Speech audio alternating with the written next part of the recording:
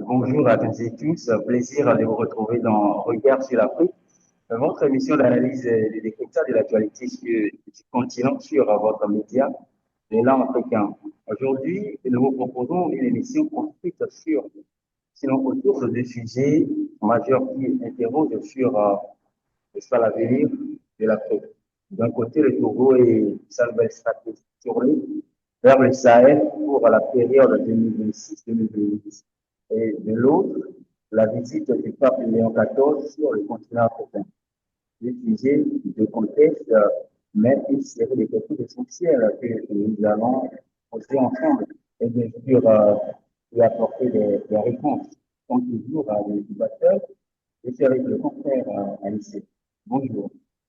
Bonjour Prudence, merci encore une fois d'avoir préparé cette émission. Euh, Vous avez parlé de deux sujets essentiels et qui font l'actualité de l'Afrique.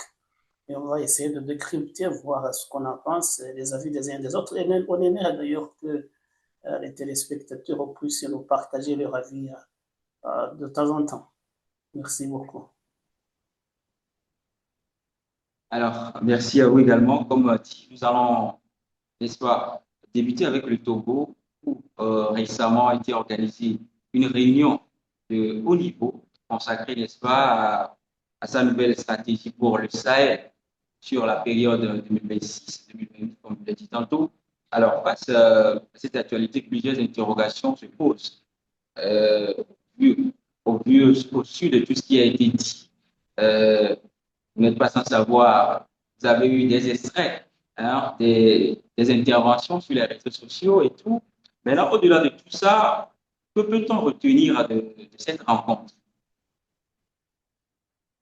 Bon, d'après ce que nous avons suivi, c'est le Togo qui se propose d'être médiateur entre les pays de l'AES, l'Alliance des États du Sahel, ça veut dire le Mali, le Burkina Faso et le Niger, et le reste du monde. Ça veut dire en réalité le Togo qui serait ambassadeur de cette confédération des États du Sahel.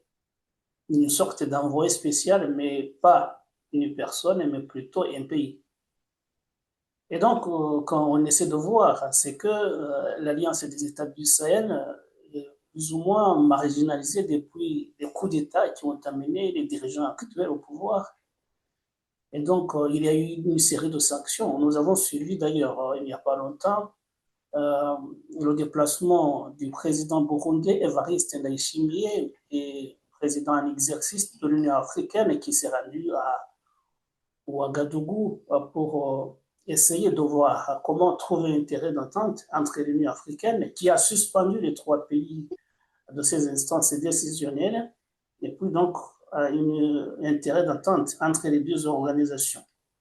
Sachant qu'il s'est rendu à Ouagadougou puisque c'est le président burkinabé, Ibrahim Traoré, qui est maintenant président de la Confédération de l'AES. Et donc, il y a cette sorte de marginalisation de laquelle les pays du Sahel voudraient bien sortir. Et c'est normal. Essayer de normaliser les relations diplomatiques avec le reste du monde, et non seulement avec d'autres organisations, mais également avec les pays.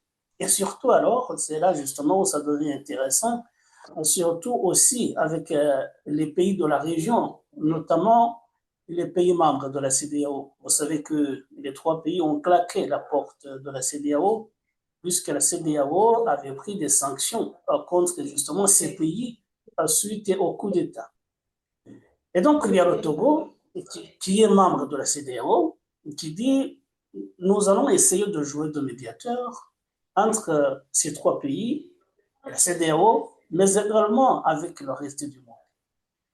Et ce qu'on en pense, c'est quoi justement? C'est que d'abord, c'est une très bonne initiative. Pourquoi est-ce que les pays du Sahel resteraient marginalisés puisqu'il y a eu des coups d'État, alors qu'il y a d'autres pays qui ont connu également une série de coups d'État, mais qui se trouvent toujours en très bon terme avec le reste du monde, notamment la Guinée. La Guinée, on n'en parlait pas maintenant. Et pourtant, le président aussi arrivé au pouvoir par un coup d'État. Il y a le Gabon, le président actuel également est arrivé au pouvoir par un coup d'État. Il y a Madagascar, dont on ne parlait pas beaucoup. Mais pourquoi est-ce que les États du Sahel resteraient marginalisés pour avoir connu une série de coups d'État, alors qu'ailleurs également, les coups d'État ont eu lieu. Et donc, le Togo, je pense, qui a pris cette initiative, on a suivi les déclarations du ministre des Affaires étrangères, Robert Dussé. Je pense que c'est une très bonne initiative, essayer de ramener les 3 pays du Sahel dans le concert de la communauté internationale. Et donc, pour moi, c'est une très bonne initiative. Mais alors, pourquoi est-ce que c'est le Togo? Parce que le ministre togolais des Affaires étrangères ne s'en cachait pas, il se dit proche de l'AES. Il avait d'ailleurs dit, il n'y a pas très longtemps, que pour lui, si le Togo adhérait à cette organisation naissante de l'AES, il ne s'en trouverait pas très mal. Donc, ça veut dire que c'est quelqu'un qui partage les points de vue des dirigeants de cette instance de l'Alliance des États du Sahel. C'est une très bonne initiative. Et d'ailleurs, je vais également faire une parenthèse. Nous avons vu, par exemple, qu'il n'y a pas longtemps, le Togo a extradé le lieutenant-colonel Henri Paul Damiba, le prédécesseur du capitaine Ibrahim Traoré, qui était recherché pour trahison par son pays, le Togo, pardon, le Burkina Faso. Et donc, le Togo s'est empressé de l'envoyer dans son pays natal, le Burkina Faso, où il est maintenant sous les vœux.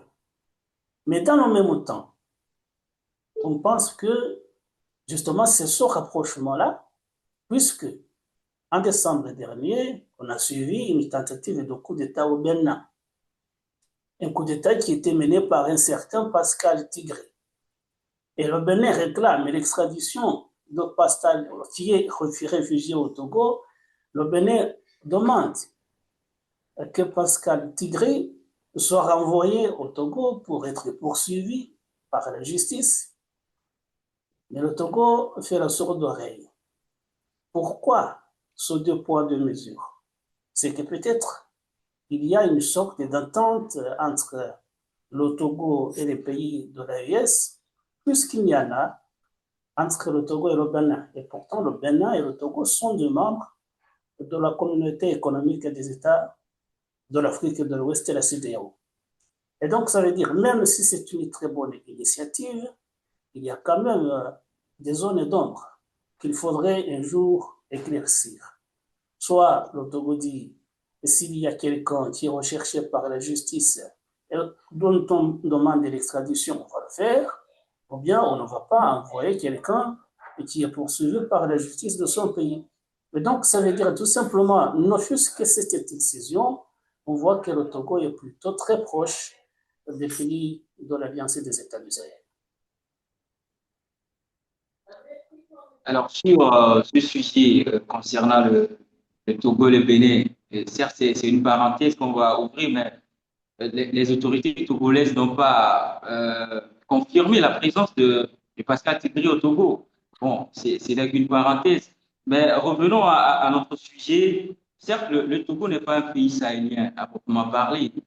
Ce n'est plus à démontrer d'ailleurs. Est-ce que, euh, qu'est-ce qui justifie concrètement cette implication au-delà de simple, comment dire, positionnement diplomatique, puisque vous l'avez évoqué? Et justement, c'est ces très bonnes relations qui existent entre le Togo et les pays du Sahel. Ça veut dire tout simplement les prises d'opposition des pays du Sahel qui, rappelons-le, ont tourné le dos entre parenthèses, entre guillemets, ceux qui qualifient d'impérialistes, ça veut dire les pays occidentaux, et pour plutôt se tourner vers les puissances de l'Est, la Russie, la Chine, ou les autres membres de ce qu'on appelle les BRICS, qui est une plateforme qui est là pour essayer de militer pour le multipolarisme dans le monde, au lieu de voir un monde dominé par un pays ou un ensemble de pays occidentaux.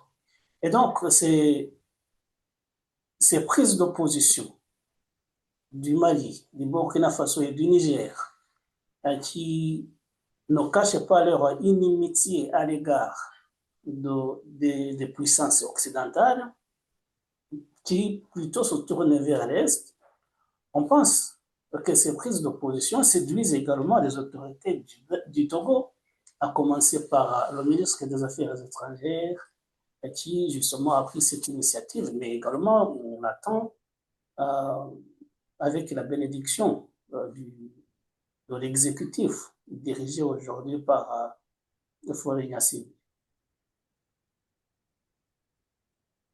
Donc, ça veut dire qu'il y a un rapprochement, non seulement du point de vue géographique, puisque même si, comme vous disiez, le Togo n'est pas un pays sahélien, mais au moins ce sont des pays qui se trouvent dans une même région, l'Afrique de l'Ouest.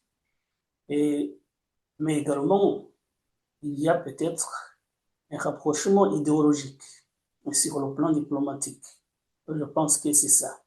Mais ce que je veux dire justement, au-delà de ce que je disais à propos des relations entre le Bénin et le Togo, je dis tout simplement que cette prise d'opposition, si ça pouvait aller jusqu'au bout et que les États du Sahel reviennent dans le giron international, personne ne s'en plaindrait.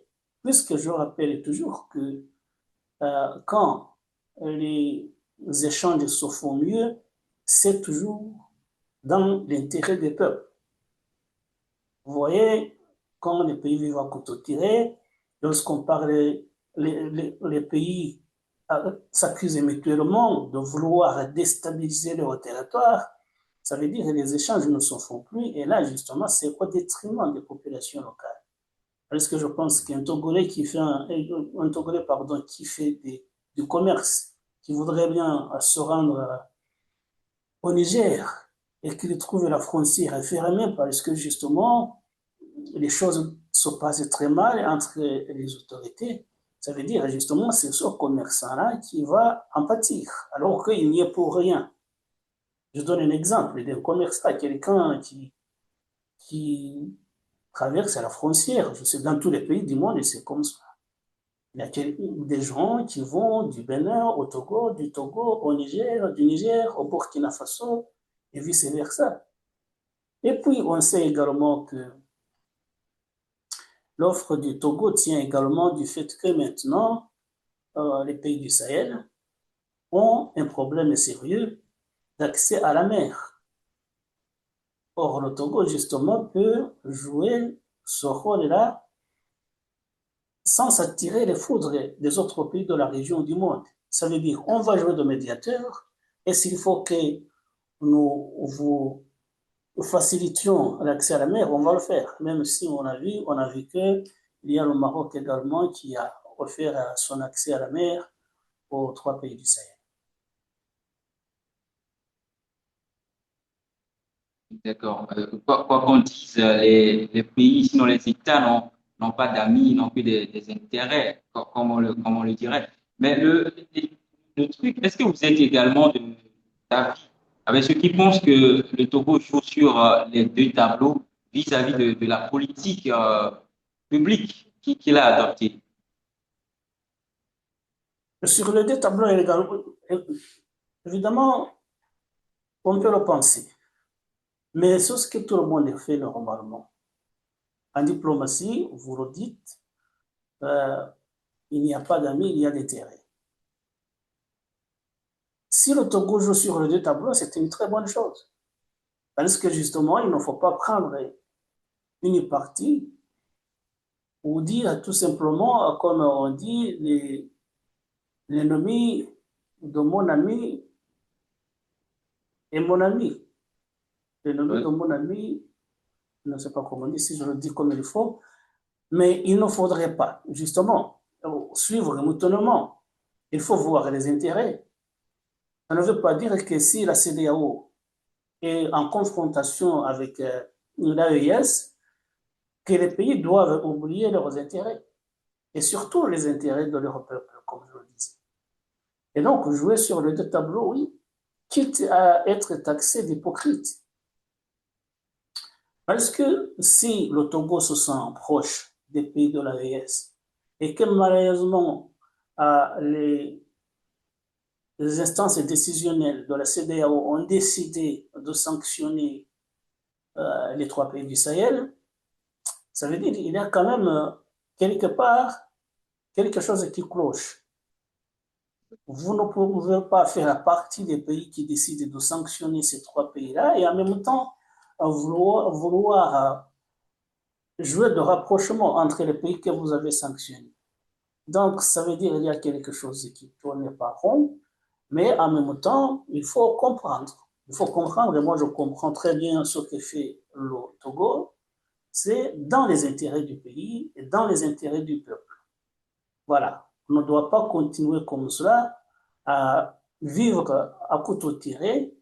Il faut chercher toujours un terrain d'entente. Il faut avoir chaque fois, même les pays qui se font la guerre avec les armes et les bombes, il y a toujours une fenêtre de dialogue pour que la guerre s'arrête.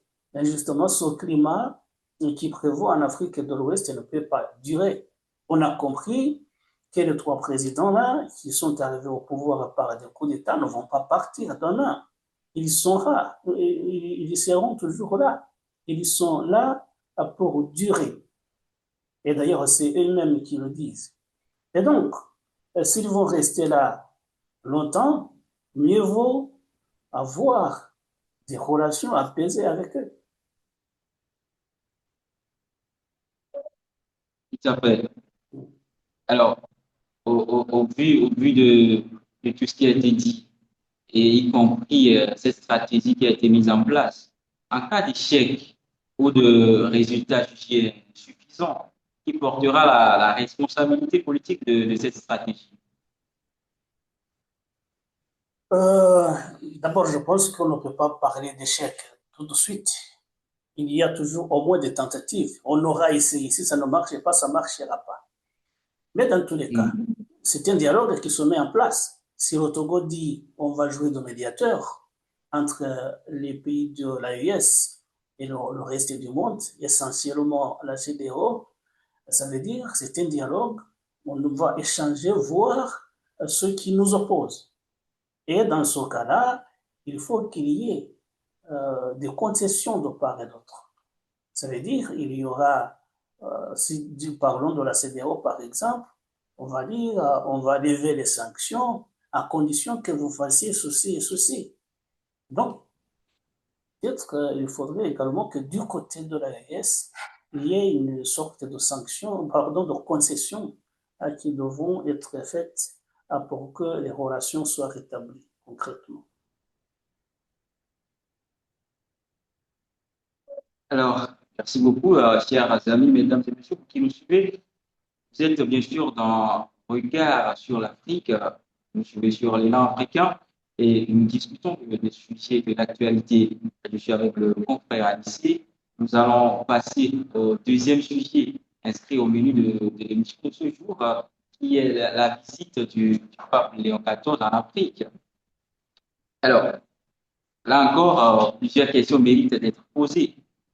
Et tout de suite, la première question serait de savoir, est-il une visite strictement religieuse ou une démarche à portée politique? Il ne faut pas oublier que le Saint-Père est également un dirigeant d'un État, qui est le Vatican, bien évidemment.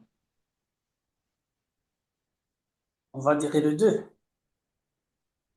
C'était un voyage pontifical, donc à caractère religieux, mais également c'est de la diplomatie.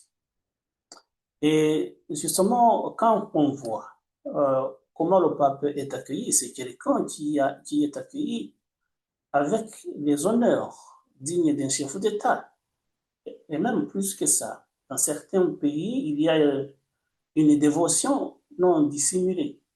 La présence du pape est considérée comme quelque chose de très important. D'abord, c'est rare, mais également, c'est une visite que beaucoup de pays, tous les pays d'ailleurs, tiennent très au sérieux. Puisque justement, il y a cette connotation de religion, il y a des croyants dans ces pays-là. Mis à part l'Algérie qui a été visitée par le pape, alors que majoritairement c'était un pays musulman, mais d'autres pays qui ont reçu la visite du pape sont des pays qui sont majoritairement catholiques. Donc on a vu le Cameroun, on a vu l'Angola et on a vu la Guinée équatoriale. Donc ce sont des pays majoritairement catholiques.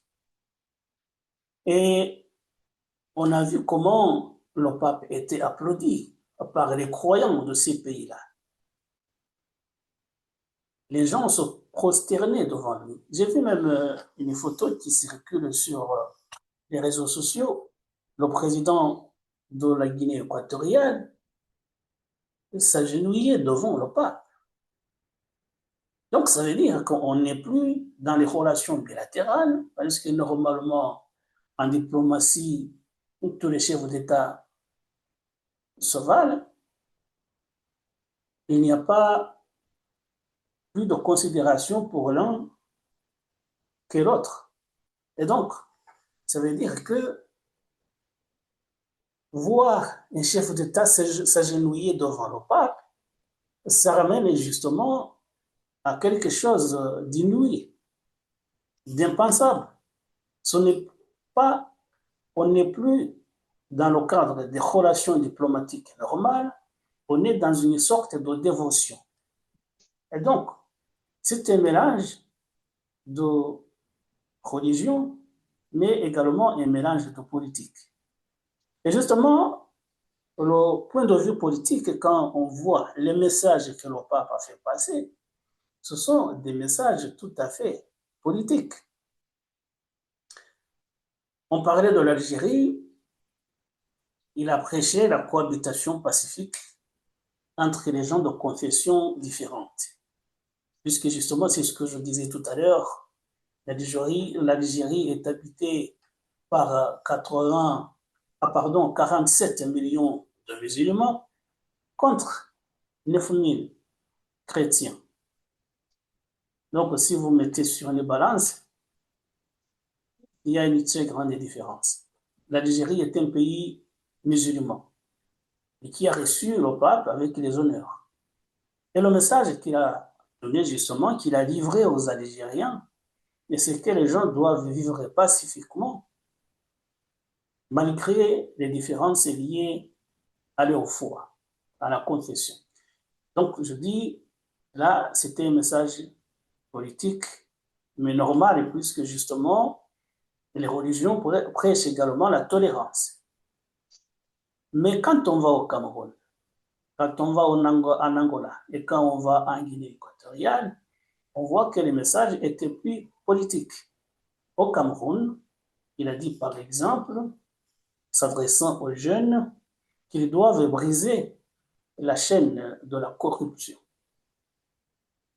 Il accusait les autorités du pays de corruption.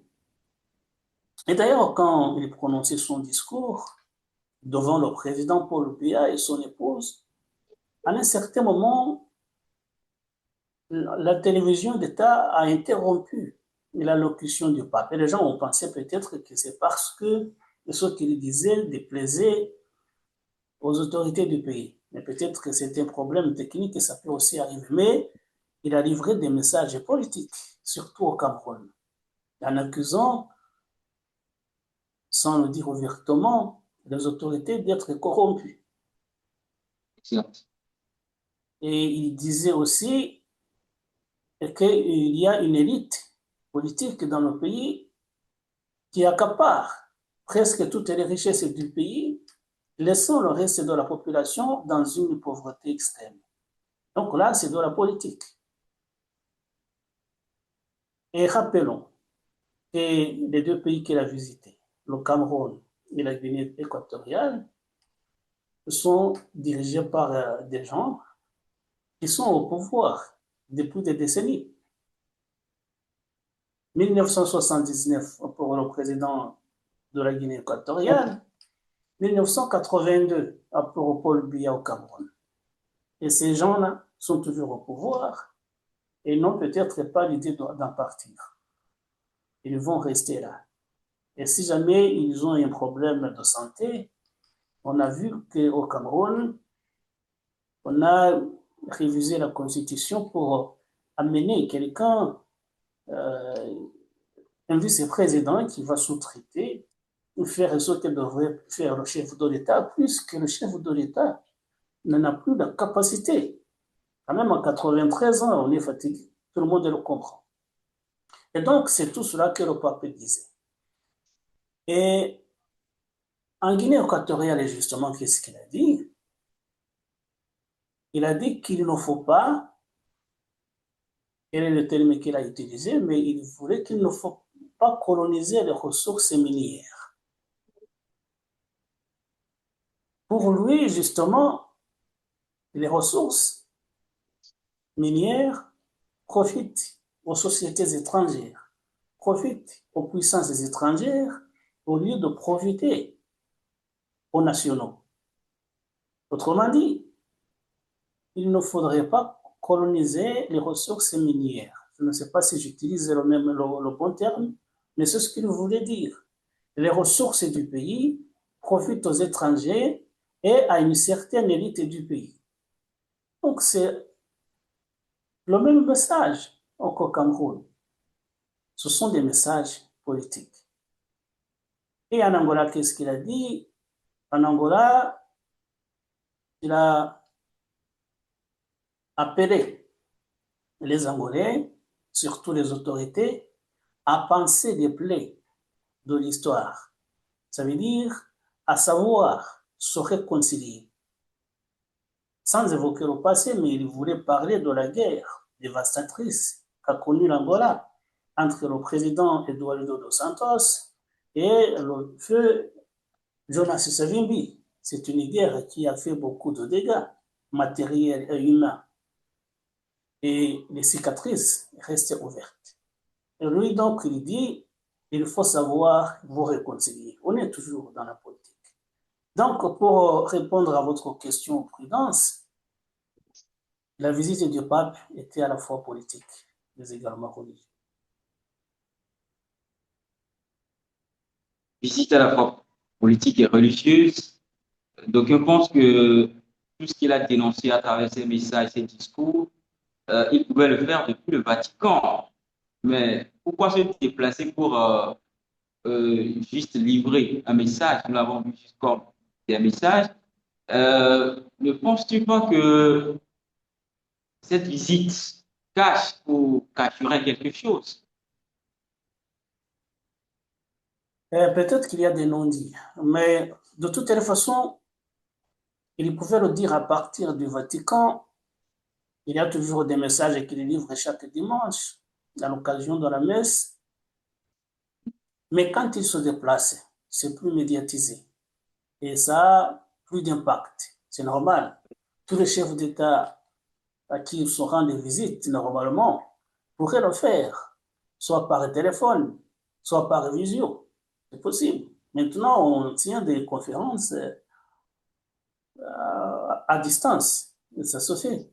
Mais quand on se déplace, ça revêt un caractère sacré. C'est plus important. Le contact physique.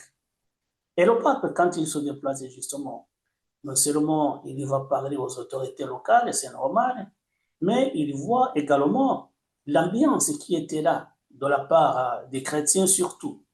On avait dit comment il était acclamé, comment les gens se prosternaient, ce qui frisait d'ailleurs le colonialisme aussi, hein, parce que le pape, qu'on s'en dise, même s'il reproche aux autres chefs d'État de s'éterniser au pouvoir, de ne pas être démocrate, il faut dire que l'Église catholique est la plus vieille monarchie du monde. Parce que lui, il est arrivé, mais même s'il a été élu par les cardinaux, mais on sait qu'il restera là jusqu'à sa mort. Et il va nommer tous les évêques du monde. Il n'y a pas d'élection. Quand vous êtes au pouvoir, quand vous nommez tous les préfets, tous les chefs de canton, tout cela, pourquoi est-ce qu'en Église catholique, il n'y a pas d'élection? Disons, les prêtres d'une quelconque diocèse pourraient se réunir et choisir leur évêque eux-mêmes. Pourquoi ça doit être nommé par le Vatican? Donc, lui aussi, même lui, aussi, il reproche aux pays, surtout africains, d'avoir des chefs d'État qui s'éternisent au pouvoir, qui ne jouent pas le jeu démocratique. Mais aussi, il devrait aussi regarder dans son camp, parce que l'Église catholique est une monarchie comme tant d'autres. Donc, quand il se déplace, normalement, il va tâter d'abord le pouls de la population locale, il va être au contact, et puis aussi, ça laisse des traces. Les gens qui ont été en contact avec le pape, que ce soit au Cameroun, en Guinée équatoriale ou en Angola, ils vont garder des souvenirs intacts et ça marque l'histoire. Ça laisse des traces. C'est important. Voilà, ça va forcément laisser des traces.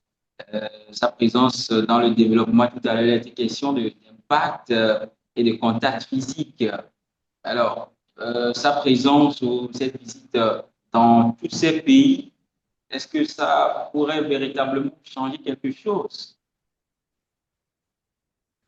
à Ça peut, travers cette dénonciation, tout ce qu'il a pu dire? Est-ce que dans les jours à venir, on ne sait pas, les mois, les années à venir, on constaterait des changements? j'en doute fort. J'en doute. Ce que ça peut faire, pour moi, ça peut éveiller des consciences. Parce que dans ces pays, par exemple, je parlais du Cameroun et de la Guinée équatoriale, où le pouvoir et entraînement d'une poignée de personnes, il y a des gens qui ne voient pas ou qui ne veulent pas le voir, qui regardent ailleurs. Même s'il y a des opposants, mais l'opposition est réprimée et les gens préfèrent ne pas voir. Mais justement, ce message du pape peut éveiller des consciences pour que les gens comprennent que normalement, ce qui se passe à la tête de leur pays n'est pas normal. Quand il y a des scrutins qui ne sont pas transparents, les gens pourraient dire, et pourtant le pape disait vrai. Mais de là à changer quelque chose, je ne vois pas. Puisque justement, les gens qui sont au pouvoir, qui ne veulent pas lâcher les rênes du pouvoir, se donnent les moyens de le faire et de ne pas quitter le pouvoir en réprimant l'opposition, en emprisonnant les gens, tout cela justement en utilisant les méthodes classiques de répression. Et donc, les gens peuvent avoir des consciences ouvertes, avoir une idée de ce qui se passe, mais ça ne va pas changer grand-chose. Ça va rester comme cela, ça restera le statu quo. Lui, il aura fait son devoir, hein, de dire ce qu'il pense, même si les gens le savent, surtout les érudits, les gens, les élites voient que justement la gouvernance qui est en place n'est pas celle qu'il faudrait, mais n'ont pas le moyen de changer. Et la parole du pape est importante, mais ne va rien changer.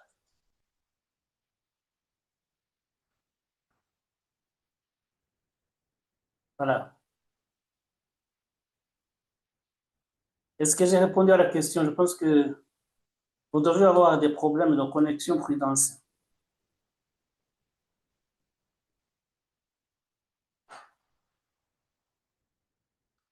Voilà, et je pense que ceux qui nous regardent, qui nous écoutent justement, devront également dire ce qu'ils en pensent.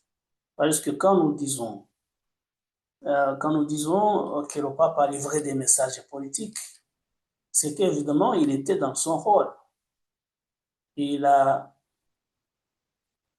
est bien placé pour délivrer de tels messages. Les autorités locales, les gouvernants l'écoutent, mais ne veulent rien changer. Pourquoi? Parce que justement, ils sont là et ils occupent leur poste de façon permanente. Ce n'est pas la parole du pape qui va changer grand-chose. Parce que dans ces pays-là, il y a des opposants. Et les opposants qui toujours disent ce qui ne va pas. Ils réclament des changements. Mais au lieu de les écouter, ils exécutent en place, justement, met tout en place pour qu'ils se taisent. Soit les mettant en prison, et il y a des fois d'ailleurs des assassinats politiques. On le voit dans beaucoup de pays d'Afrique. Il y a des procès qui ne s'expliquent pas. Tout simplement parce que quelqu'un a osé réclamer ses droits et pour cela, il est en prison ou il est assassiné. Ça arrive. Et donc, je répondais à Prudence en disant que la parole du pape est une parole importante. Il est écouté et ça ne changera rien. Voilà. Ça ne changera rien. Peut-être une dernière question avant de clôturer cette émission. Sera beaucoup plus centré sur l'insécurité, le terrorisme qui sévit actuellement dans plusieurs régions d'Afrique. Alors, selon vous, Le terrorisme, comment?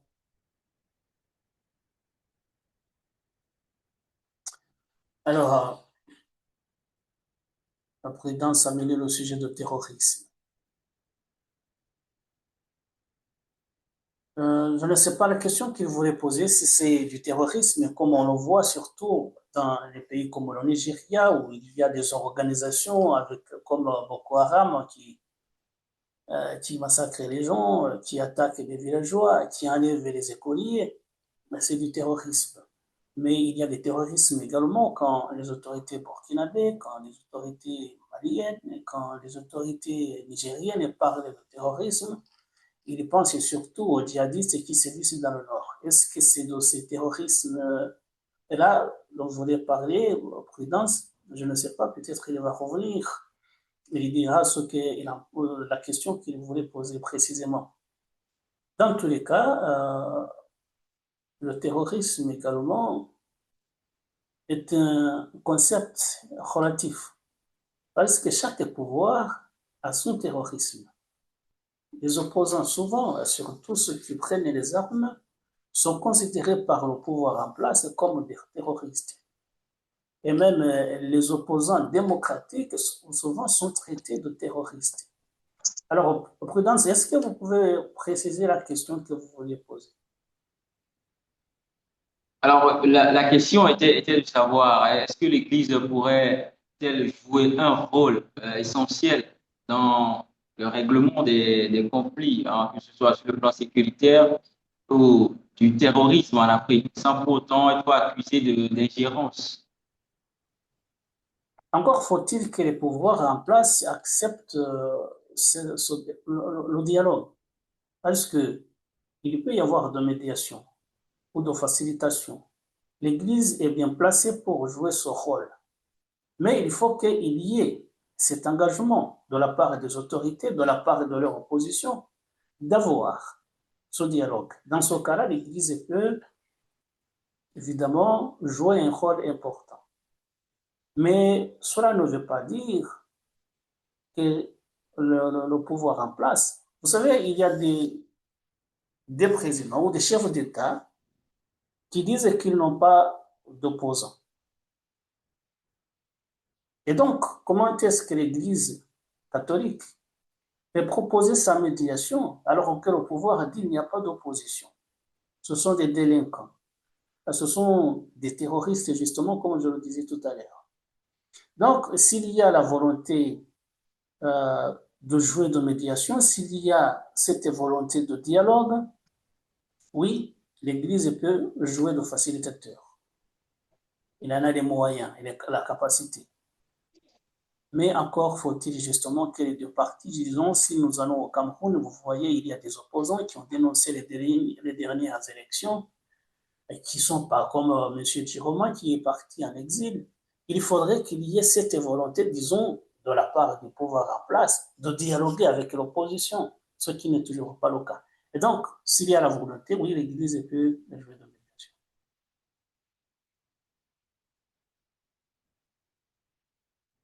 Voilà, maintenant c'est comme je vois que vous avez des problèmes de connexion.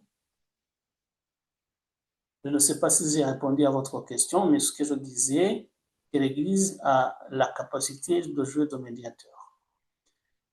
Alors, mesdames et messieurs, mon collègue, mon confrère a des problèmes de connexion. Je pense qu'on pourra revenir la prochaine fois pour d'autres sujets dans cette émission de regard sur l'Afrique. Est-ce qu'il va revenir? Mais je pense que déjà, on avait presque épuisé les sujets qu'il avait préparés. Il disait qu'on s'acheminait justement vers la fin. Et je vais lui laisser la possibilité de clôturer l'émission comme cela, puisque je vois qu'il a des problèmes de connexion. Oui, un petit souci de liaison. Oui, d'accord. Alors, M. Davo, voilà, vous l'aurez compris, hein, c'est la fin de cet échange de ce jour. Merci beaucoup, Alice, d'avoir joué le jeu du débat. Voilà, et pour qui nous suivez, mesdames et messieurs, restez connectés à l'élan africain, n'hésitez toujours. Merci beaucoup. Merci.